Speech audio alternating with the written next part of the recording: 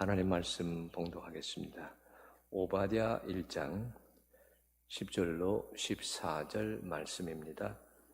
내가 내 형제 야곱에게 행한 포악으로 말미암아 부끄러움을 당하고 영원히 멸절되리라. 내가 멀리 섰던 날 곧 이방인이 그의 재물을 빼앗아가며 외국인이 그의 성문에 들어가서 예루살렘을 얻기 위하여 제비 뽑던 날에 너도 그들 중 한 사람 같았느니라.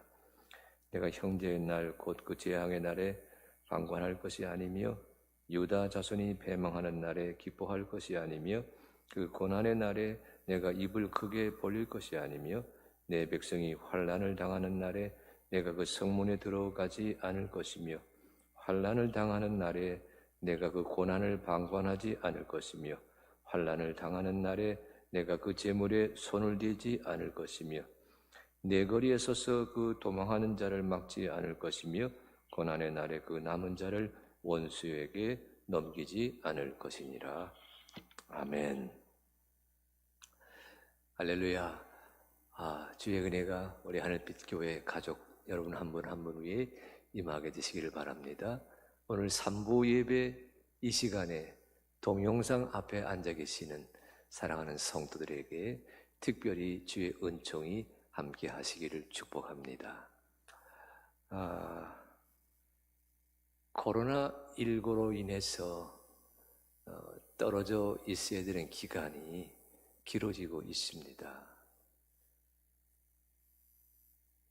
코로나19 이 사태를 해결하기 위해 재택근무를 하자고 하는 것, 그것이 놀랍고도 효과적인 수단으로 여겼는데 그 기간이 길어지다 보니까 근무 시간과 쉬는 시간에 영역이 사라져 버려서 재택근무하는 형제 자매들 사이에 생각하지 못했던 어려움이 있음을 토로하게 됩니다. 서로 떨어져 있을 때 몰랐는데 늘 함께 해야 하다 보니까 가족의 흉허물이 더 크게 눈에 들어와서 서로 각자 생활할 때 몰랐는데 더불어 지내다 보니까 싫은 소리, 상한 소리, 서러운 소리를 주고받는 그런 일도 벌어지고 있습니다. 코로나19 시대의 호황을 누리는 업종이 있어 감사합니다. 사회 구석구석이 힘들어하고 있지만 그런 와중에도 배달업을 하시는 분들 참 귀하게 쓰임받고 계시지요. 그런데 모든 것을 배달업을 통해서 해결하려고 하다 보니까 집에 쌓이는 것은 배달업체가 포장해서 날라도 준 그 물건을 쌓았던 온갖 플라스틱 제품들이 쓰레기가 되어서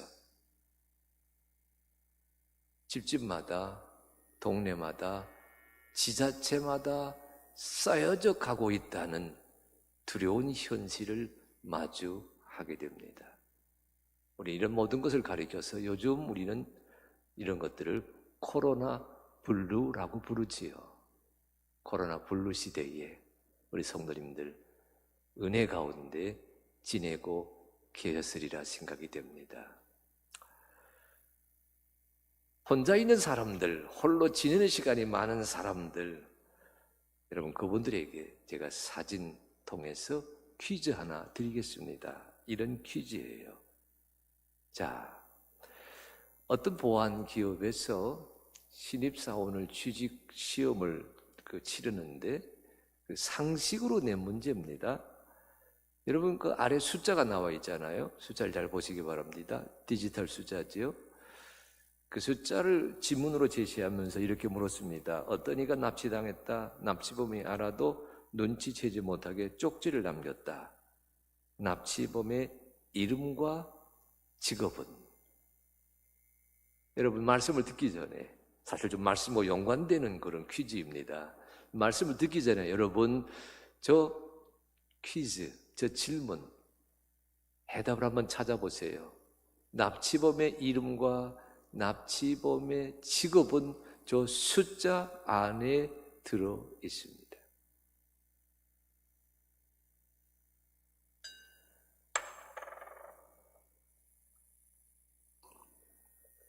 얼른 생각이 안 나시죠? 여러분, 저 숫자를 한번 뒤집어서 읽어보시기 바랍니다. 위아래를 뒤집어서 읽게 되면 정답이 나옵니다. 납치범 이소희.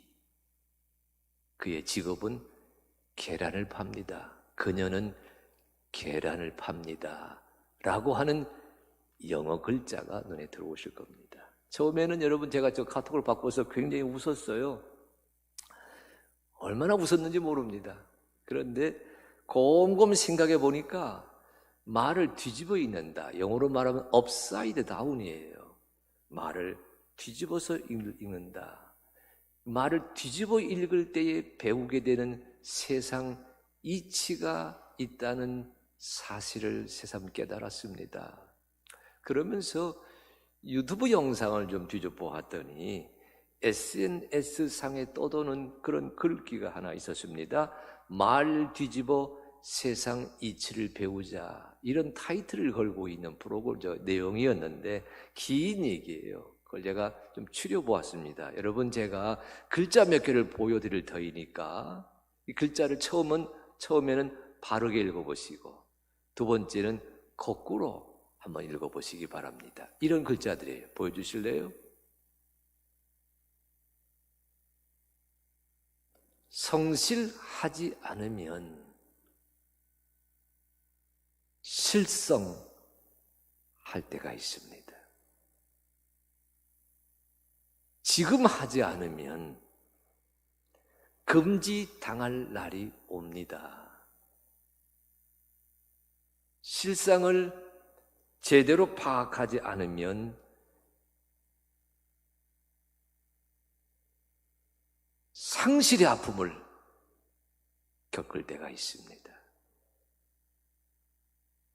체육으로 몸을 단련하지 않으면 육체가 망가집니다. 관습을 깨뜨리지 않으면 잘못된 습관에 매여 지내게 됩니다.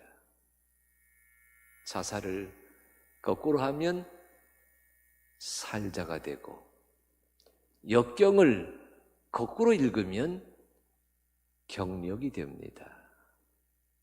내 힘들다 거꾸로 읽으면 다들 힘내, 이런 소리가 되지요.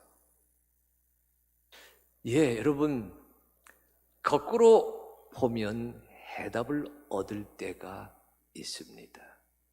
뒤집어서 읽으면, 뒤집어서 생각하면 보이지 않던 것이 보일 때가 있습니다.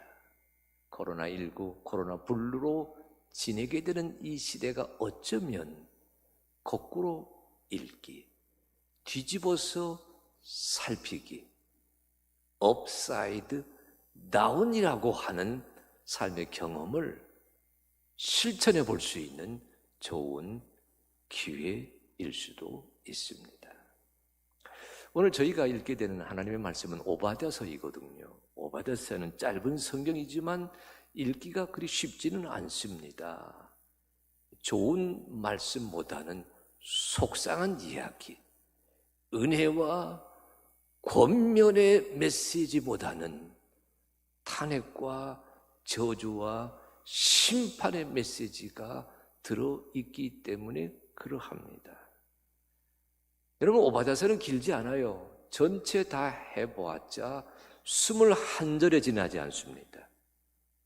주제도 한 가지만을 다루어요. 에돔 족속을 향한 심판에 서는 하나입니다. 여러분, 오바댜, 이 성경은 유다 왕국이 멸망한 뒤에, 그 나라가 멸망한 뒤에 이 나라를 패망의 늪으로 몰아갔던 세력이 누구이지? 누가 나라를 망가뜨렸지? 그 질문에 대해서 사색하며 가슴 아리하는 성경이 오바댜서입니다. 여러분, 오바댜라는 이 이름은 굉장히 좋은 이름이에요. 하나님을 섬기는 자, 이런 뜻이거든요. 아마 그래서일 겁니다. 구약성경 안에도 이 오바댜라는 이름을 가진 그 인물들이 11명, 12명쯤 됩니다. 여기 선지자 오바댜도 그 이름을 쓰고 있는데 우리는 선지자 오바댜가 어떤 사람인지 잘 알지 못해요. 오직 오바댜서를 통해서만 그가 무슨 사역을 감당했는지 짐작할 따름입니다. 그런데 한 가지, 오바댜서에는요, 분노의 목소리거든요. 실망과 절망과 분노와 쓴소리가 가득 채워져 있는 21절이거든요. 우리식으로 말한다면 가슴앓이입니다. 이런 분노라고 하는 것, 절망이라고 하는 것, 실망이라고 하는 것, 뒤집어 생각하게 되면 무슨 뜻이지요? 가슴앓이. 그러니까 오바댜서에는 오바댜의 가슴앓이가 있습니다. 근데 아실 것은 이 오바댜의 가슴앓이를 통해서 우리는 하나님의 마음을 깨달아야 되는 과제 앞에 있습니다. 오바댜의 가슴앓이 통해서 하나님의 마음을 붙들게 하소서, 깨닫게 하소서, 하나님의 마음을 터득하게 하옵소서. 오바댜서 이 21절을 읽는 사람들은 그런 기도문과 함께 말씀의 세계에 들어서게 됩니다. 오늘 읽은 말씀은 오바댜 21절 가운데서도 오바댜가 왜 에돔이라고 하는 나라를 그토록 미워하는지, 왜 에돔을 향해서 심판의 목소리, 하나님이 벌하실 것이다, 쓴 소리를 외쳐야 하는지, 그것을 전해주고 있는, 말하자면 오바댜서의 요절에 해당이 됩니다. 그 요절은 이렇게 시작해요. 10절입니다. 오바댜 1장 10절. 내가 내 형제 야곱에게 행한 포악으로 말미암아 부끄러움을 당하고 영원히 멸절되리라. 네가 내 형제 야곱에게 행한 포악으로 말미암아. 에돔의 허물을 지적하는 구절이거든요. 왜 에돔을 향해서 쓴소리를 외치고 있는지 그걸 설명하는 구절이거든요. 그런데 이 구절 속에 에돔의 허물과 잘못이 기록되어 있습니다. 에돔의 죄가 무엇입니까? 에돔의 허물이 무엇입니까? 여기 10절 말씀은 이렇게 하고 있지요. 내 형제 야곱에게 행한 포악으로 말미암아. 포악. 세번역 성경은 이 포악이라는 단어를 폭력이라고 번역했습니다. 내 형제 야곱에게 폭력을 행했다고 하는 것, 그걸 가리켜서 에돔의 죄, 에돔의 악, 에돔의 허물이라고 지적하지요. 여러분, 이 포악이라고 부르든 폭력이라 부르든 이 용어는 히브리어 이 단어를 우리말로 옮긴 것입니다. 하마스란 단어예요. 이 하마스란 단어는 여러분 아주 난폭한 폭력을 의미합니다. 난폭하고 격렬하고 처참한 결과가 동반되는 폭력을 가리킬 때에 하마스란 단어를 쓰고 있어요. 그런데 여러분 한번 따라 하십시오. 하마스. 왠지 친숙하지 않으세요? 하마스란 말이 여러분 요즘 시대를 살고 있는 우리들의 귀에 낯설지 않습니다. 왜 그래요? 저 중동 지역에서 이스라엘과 무장 투쟁을 벌리는 군사단체, 그 단체의 이름이 하마스입니다. 여러분 뉴스에서 많이 들어보셨을 거예요. 매스컴에서 하마스와 이스라엘 정부 사이에 주고받는 전쟁, 전투 소식 들어보셨을 겁니다. 물론 이 하마스는 그 중동 지역에서 이스라엘과 충돌하고 있는 군사 집단 이 하마스는 이스라엘 저항운동이라고 하는 아랍어의 머리 글자를 따서 만든 단어입니다. 그러니까 이슬람 저항운동단체가 하마스인데, 이 아랍어, 다시 말해 이 이스라엘과 충돌하는 이슬람 저항 군사 조직 하마스와 지금 성경이 오바댜를 통해 꾸짖고 있는 하마스가 똑같은 소리를 내고 있잖아요. 묘하게 겹칩니다. 무장폭력 조직이 하마스라고 한다면 오늘 성경에서는 오바댜서가 하마스로 살아가려고 하는 자, 폭행으로, 포악으로, 선해진 힘으로 살아가는 자를 향해서 이렇게 외칩니다. 너는 부끄러움을 당하고야 말 것이다. 하나님이 너를 영원히 멸절시킬 것이다. 여러분 이렇게만 읽는다면 오바댜 1장 10절에서 선지자 오바댜가 에돔을 향해 꾸짖고 있는 말씀은 이런 뜻이 됩니다. 자기 형제에게 폭력을 행사하는 자 부끄러움을 당할 것이다. 이 말은 힘으로 살아가려고 하는 자, 폭력으로 살아가려고 하는 자, 폭력을 휘둘려서라도 생존 경쟁에서 이기려고 하는 자를 나무라고 있는 말씀입니다. 그러니까 오바댜서에서 우리가 그 오바댜의 가슴앓이, 그 가슴앓이를 통해 하나님의 마음을 우리가 붙든다라고 할 때 제일 먼저 붙들어야 될 말씀의 뜻은 힘으로 살아가려고 하는 자를 하나님이 경고하시고 있다는 메시지입니다. 여러분 세상은 힘으로 살아가라고 가르치잖아요. 적자생존이란 말이 그것을 의미하고요.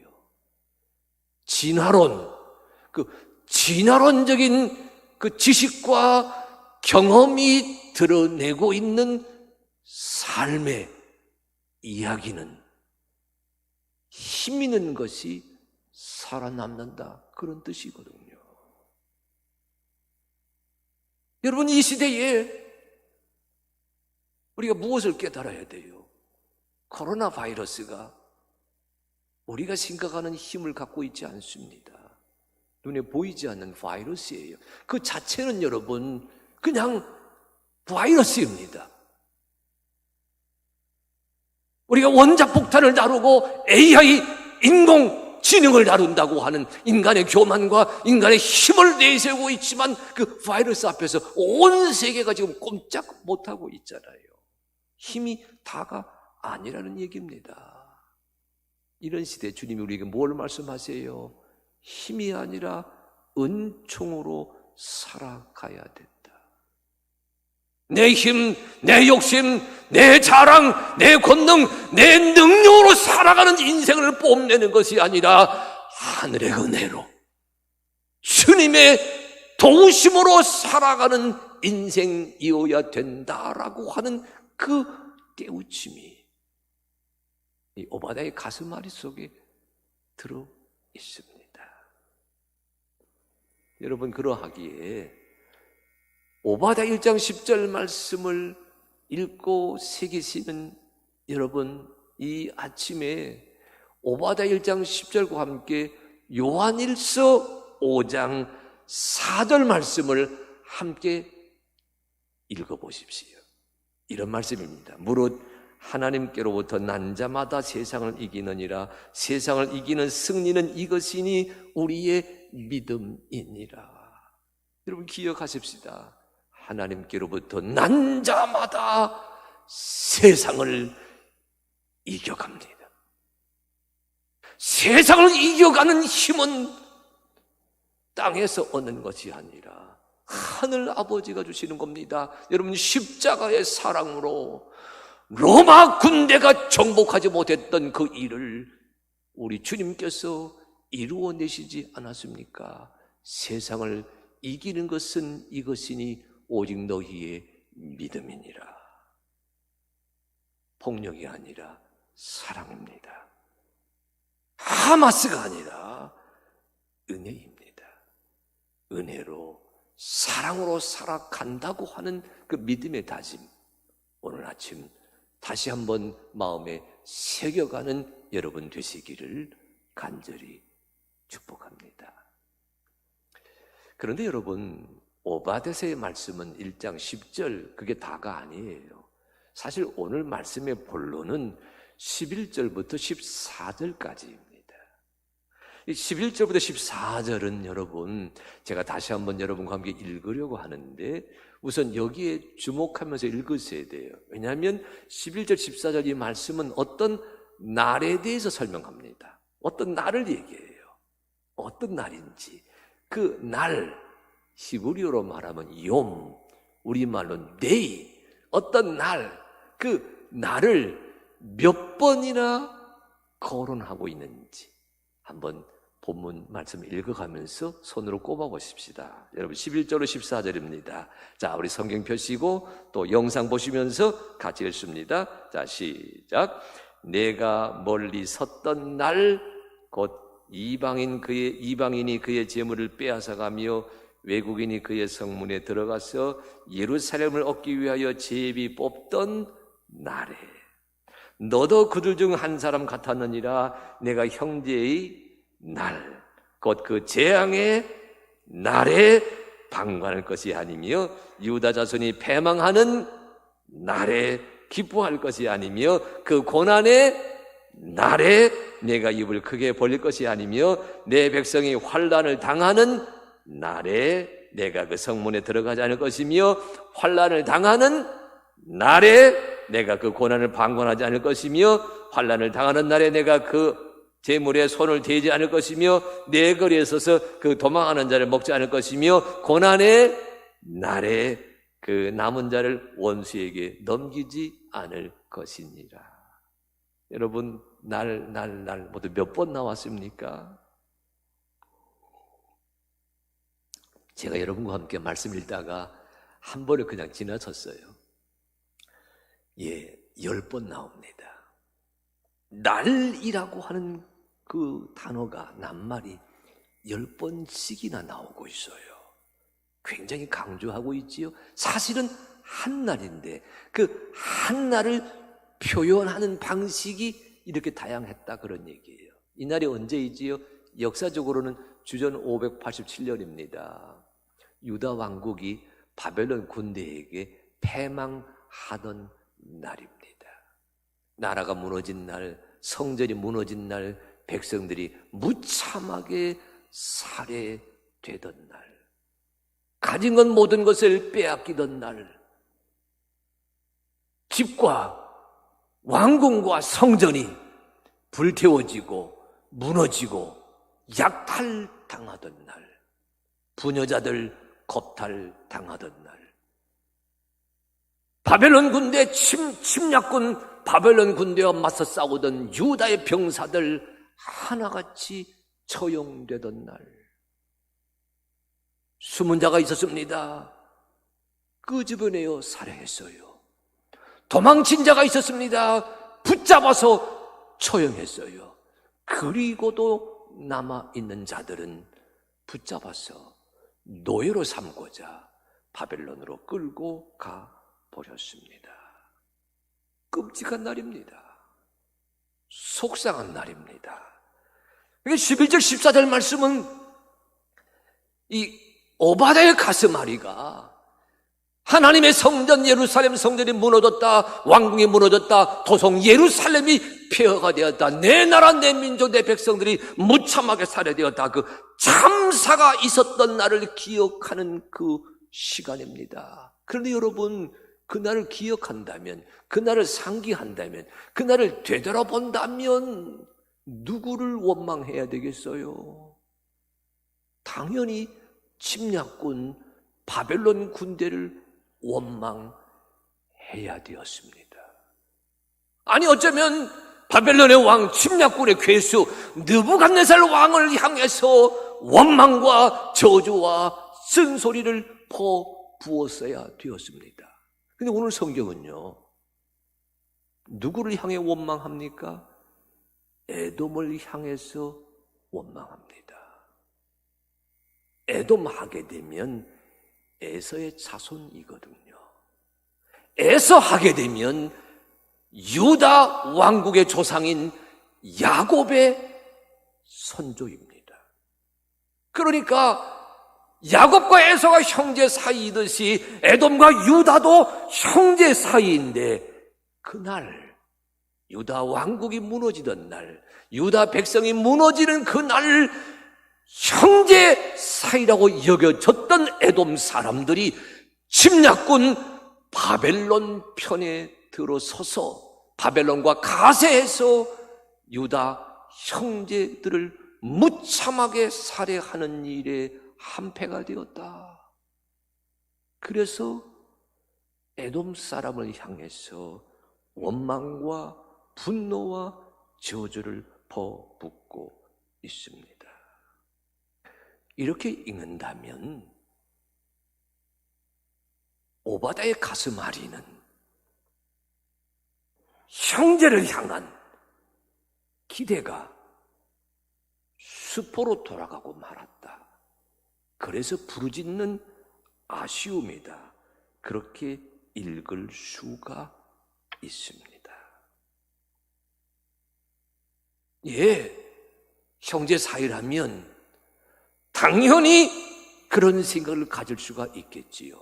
근데 여러분, 이 말씀을 읽어갈 때에 11절 14절을 좀 더 읽어보게 되면 이 형제 사이가 한쪽은 가해자, 한쪽은 피해자로 나뉘어져 있는 것을 여실히 드러냅니다. 여러분, 11절 14절을요, 우리가 맨 처음 읽을 때 날에 대해서 주목했잖아요. 이번엔 날 하지 말고 그들의 동사, 행동에 대해서 한번 읽어보려고 그래요. 11절 일이 되어 있지 않습니까? 내가 멀리 섰던 날 곧 이방인이 그의 재물을 빼앗아가며 외국인이 그의 성문에 들어가서 예루살렘을 얻기 위하여 제비 뽑던 날에 너도 그들 중 한 사람 같았느니라. 그날 에돔 사람들 그리 어떻게 했어요? 보세요. 멀리 섰던 날, 예루살렘을 얻기 위하여 제비 뽑던 날 그들이 뭐 했다고요? 빼앗아가 버렸다. 그리 말하고 있거든요. 12, 14절은 그 날을 또 이렇게 얘기하면서 그때 일을 다르게 상기합니다. 우선 날을 한번 볼까요? 12, 14절 이렇게 되어 있습니다. 거기 보게 되면 내 형제의 날, 곧 그 재앙의 날, 재앙의 날을 어떻게 부르고 있어요? 유다 자손이 패망하는 날. 쭉 내려갑니다. 그날은 어떤 날이에요? 고난의 날. 더 내려갑니다. 그날은 어떤 날이에요? 내 백성이 환난 당하는 날. 여러분, 이 환난 당하는 날은 두 번씩이나 나오고 있어요. 더 내려갑니다. 저 맨 뒤에 뭐라 되어 있어요? 고난의 날. 한편에서는 멀리 섰던 날인데 다른 한편에서는 고난과 환난과 시련을 당하는 날입니다. 가해자 입장에서는 빼앗는 날이고요, 피해자 입장에서는 빼앗긴 날입니다. 에돔이 유다의 재물을 빼앗았잖아요. 여러분, 12, 14절에서는요 에돔 사람들이 유다 사람들에게 무슨 짓을 하였는지를 이렇게 쓰고 있어요. 여러분 이 12, 14절 한번 같이 읽어보시면서 이번에는요 날이라고 하는 단어 말고 아까 잠깐 제가 언급했던 것처럼 동사에 주목해 보십시다. 행적, 드러내는 단어 읽어봅니다. 자, 시작. 내가 형제의 날 곧 그 재앙의 날에 방관할 것이 아니며. 자, 이제부터는 여러분 아니며 라고 하는 것을 손으로 꼽아보세요. 아니며, 그 다음에 이어지는 겁니다. 자, 유다 자손이 패망하는 날에 기뻐할 것이 아니며, 그 고난날에 네가 입을 크게 벌릴 것이 아니며. 이제는요 않을 것이다. 같이 꼽으세요. 내 백성이 환난을 당하는 날에 내가 그 성문에 들어가지 않을 것이며, 환난을 당하는 날에 내가 그 고난을 방관하지 않을 것이며, 환난을 당하는 날에 내가 그 재물에 손을 대지 않을 것이며, 내 거리에 서서 그 도망하는 자를 막지 않을 것이며, 고난의 날에 그 남은 자를 원수에게 넘기지 않을 것이니라. 여러분, 아니한다, 않을 것이다 모두 몇 번 나오고 있어요? 잊어버리셨지요? 예, 8번 나옵니다. 에돔의 죄를 지적하는데 11절에서는 저들이 엉뚱한 짓을 하였다, 그것을 고발한다면, 12, 14절 지금 읽은 본문에서는 해서는 안 되는 짓을 저들이 거리낌 없이 자행하였다, 그래서 않을 것이며 아니며 않을 것이며 8번씩이나 반복하고 있거든요. 뭐지요?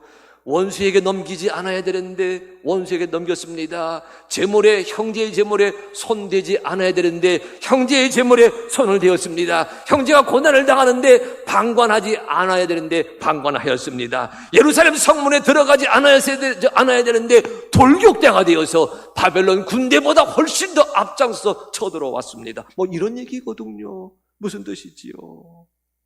에돔의 죄가 무엇입니까? 여러분, 우리가 알고 있는 말로 바꾸어 전해보면 에돔의 죄, 에돔의 허물은 이런 것입니다. 형제가 고난을 당하고 있는데 형제 사이인 네가 선한 사마리아 사람의 역할을 다하지 아니하였다라고 꾸짖고 있는 셈입니다. 형제가 아픔을 당하고 있는데 형제가 그냥 지나쳐버리고 말았다, 선한 사마리아 사람의 역할을 다하지 못했다고 하는 그 사슬 앞에서 꾸짖고 있는 소리를 들을 수가 있거든요. 여러분, 이 말씀은 요한일서 2장 11절과 함께 새기셔야 됩니다. 이런 말씀이 있어요. 그의 형제를 미워하는 자는 어둠에 있고 또 어둠에 행하여 갈 곳을 알지 못하나니 이는 그 어둠이 그의 눈을 멀게 하였음이니라. 기억하십시오. 형제를 미워하는 자는 어둠에 있고. 이 말은 이렇게 새기십시다. 주여, 내 형제, 내 자매, 내 성도, 내 교회, 내 교인, 내 가족, 내 동료 미워하지 아니하게 하시옵소서. 내가 형편이 다 미치지 못해서 선한 사마리아 사람답게 처신하지는 못한다고 하더라도 주여 원합니다. 그를 미워하지 않게 하소서.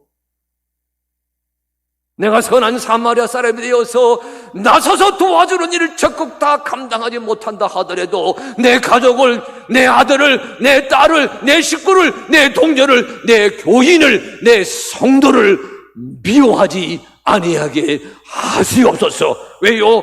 미워하는 자, 형제를 미워하는 자는 저는 어둠 속에 있다고 말하지 않았습니까?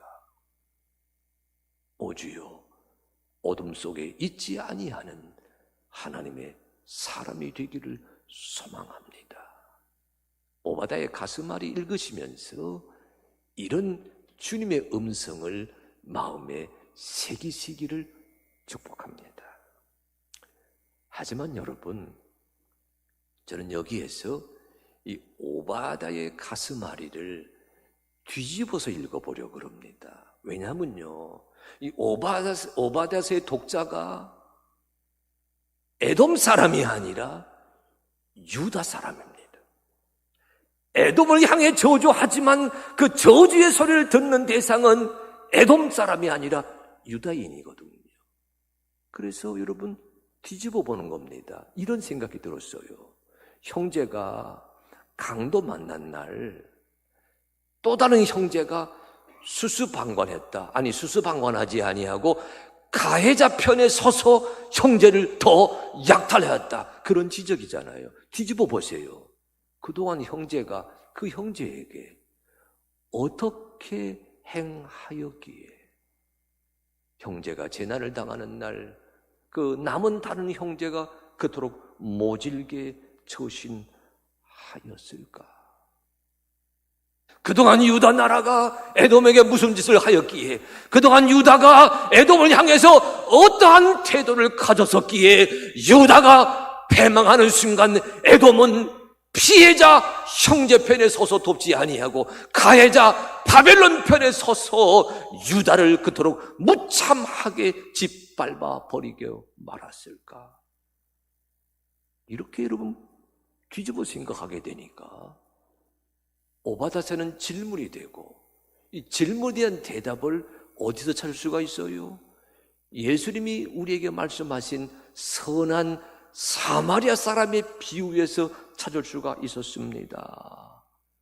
어떤 율법학자가 예수님께 물었잖아요. 누가복음 10장 29절입니다. 그 사람이 자기를 옳게 보이려고 예수께 여짜오되 그러면 내 이웃이 누구니까? 하나님을 사랑하고 이웃을 사랑하고 그 사랑을 실천하면 영생을 얻을 것이다, 주님 말씀하셨거든요. 그러니까 이 율법학자가 자기를 옳게 보이려고, 의롭게 보이려고 물었어요. 내 이웃이 누구입니까? 그 질문에 대한 예수님의 답변이 여러분 잘 아시는 선한 사마리아인의 비유입니다. 어떤 사람이 예루살렘을 떠나서 여리고로 내려가다 강도 만났습니다. 거반 죽게 되었습니다. 그 길을 제사장이 지나갑니다. 레위인도 지나갔습니다. 못 본 채 하고 지나갔습니다. 사마리아 사람이 여행하다가 그 길에 들어섰어요. 강도 만난 자 보았습니다. 현장에서 응급처치하였습니다. 타고 있던 나귀에 태워서 주막으로 데리고 갔습니다. 돌보았습니다. 주막 주인에게 말합니다. 비용을 주지요. 내가 다시 돌아올 때까지 돌봐 주시기 바랍니다. 비용이 더 들면 더 많은 비용도 내가 감당하겠습니다. 이 말씀이세요. 그 말씀 하고 난 다음에 예수님께서 그 율법학자에게 이렇게 반문하셨어요. 누가복음 10장 36절입니다. 내 생각에는 이 세 사람 중에 누가 강도 만난 자의 이웃이 되겠느냐? 중요합니다, 여러분. 내 이웃이 누구입니까? 라고 물었던 사람에게 주님은 누가 강도 만난 자의 이웃이 되겠느냐? 이웃이 누구입니까? 형제가 누구입니까? 자매가 누구입니까? 성도가 누구입니까? 라고 묻고 있는 자에게 이웃이 되겠느냐? 형제가 되겠느냐? 자매가 되겠느냐? 성도가 되겠느냐? 교인이 되겠느냐라고 묻고 계십니다. 코로나19로 집콕, 방콕해야 되는 시간이 많아지는 이때가 어쩌면 이 말씀의 의미를 되새겨보는 좋은 기회일 수 있다고 생각이 됩니다. 저 사람 때문에 내가 힘들었습니다. 인간의 오만 때문에 전염병이 돌아갑니다. 저쪽 탓을 하고 있는 우리에게 어쩌면 남이 아니라, 저쪽이 아니라 내 자신의 모습을 한번 되돌아보라고 말씀하시는 기간이 코로나19로 홀로 지내야 되는 시간일 수 있다, 그런 깨달음이 들었어요. 우리는 내 이웃이 누구입니까? 라고 찾습니다. 주님은 우리에게 네가 그에게 이웃이 되어 주었느냐라고 묻습니다. 우리는 내 형제가 누구입니까? 내 자매가 누구입니까? 내 성도가 누구입니까? 이렇게 외치지만 주님은 우리에게 묻습니다. 네가 그에게 형제가 되어 주었느냐? 자매가 되어 주었느냐? 이웃이 되어 주었느냐라고 묻고 있어요. 여러분, 우리가 잘 아는 사자성어 한자말에 이런 말이 있지요. 타산지석. 역지사지. 역지사지. 바꿀 역자, 땅지자, 생각할 사자, 갈지자, 어조사 이자입니다. 생각을, 처지를 바꾸어서 생각한다. 역지, 처지를 바꾸어서 생각한다. 이 말의 반대말은 아전인수입니다. 나아자, 밭전자, 끌어다닐 이자, 물수자. 내 밭에 물을 끌어당긴다. 매사를 내 이익 중심으로 생각한다라고 할 때 아전인수라는 말을 씁니다. 자, 여러분, 이 역지사지와 아전인수, 이 낱말 사이에서 오늘 예수님의 말씀을 새겨보십시다. 오바댜의 말씀을 새겨보십시다. 오바댜 유다 자손에게 묻습니다. 너 유다 사람들아, 너희가 그동안 저 애굽 사람에게, 저 에돔 사람에게 이웃이 되어 주었느냐? 그렇게 묻는 소리를 들을 수 있어야 됩니다. 예수님 말씀하지 않으셨어요? 누가 나의 이웃입니까? 뻔뻔하게 묻던 그 율법학자에게 네가 그에게 이웃이 되어 주었느냐? 이렇게 묻지 않습니까? 아전 인수만으로는 이웃이 되어 줄 수가 없습니다. 주여, 십자가의 은혜 안에 살아가는 당신의 아들, 딸들로 하여금 역지사지의 그 지혜를 실천하도록 인도하여 주시옵소서. 여러분, 제가 이렇게 역지사지와 아전 인수 사이에서 말씀을 묵상할 때에 제게 주신 하나님의 말씀이 이것입니다. 마태복음 7장 3절. 우리 같이 한번 읽어보실까요? 어찌하여 형제의 눈 속에 있는 티는 보고 내 눈 속에 있는 들보는 깨닫지 못하느냐? 어찌하여 형제의 눈 속에 있는 티는 보고 내 눈 속에 있는 들보는 깨닫지 못하느냐? 주여, 다른 사람의 잘못을 지적하기 전에 나의 허물을 먼저 깨달을 수 있도록 주님 인도하여 주시옵소서. 코로나19로 혼자 있는 이 기간이 어쩌면 내 눈에 있는 들보를 역지사지의 지혜로 깨달을 수 있는 기회가 된다고 생각합니다. 그럴 때 홀로 있는 기간은 더 이상 홀로 있는 기간이 아닙니다. 새로워지는 기간입니다. 역지사지의 자세에서 내 교회, 내 성도, 내 이웃, 내 식구들을 다시 한번 되돌아보게 될 때에 코로나19로 함께 하지 못하고 떨어져 있는 그 기간은 나를 제대로 세우고 나를 바로 세우고 나의 헌신, 나의 믿음, 나의 충성, 나의 교회 생활을 한번, 나의 사회 생활을, 나의 직장 생활을 한번 되돌아볼 수 있는 그런 기회가 될 수 있다라고 생각이 됩니다. 누가 내 이웃이 되겠느냐? 역지사지와 아전 인수 사이에서 주여, 주님의 사람으로 살아가기를 원합니다. 내 형제, 내 자매, 내 가족, 내 이웃의 눈으로 나를 한번 되살피는 기회가 되게 하여 주시옵소서. 코로나19 이 시련의 때가 지나가게 되면 정금같이 새로워지는 인생을 맞이하는 하나님의 사람들이 되게 하여 주시옵소서. 이 기도가 우리들 가운데 우러나게 되는 복된 주일이 되시기를 성부, 성자, 성령 주님의 이름으로 축복합니다.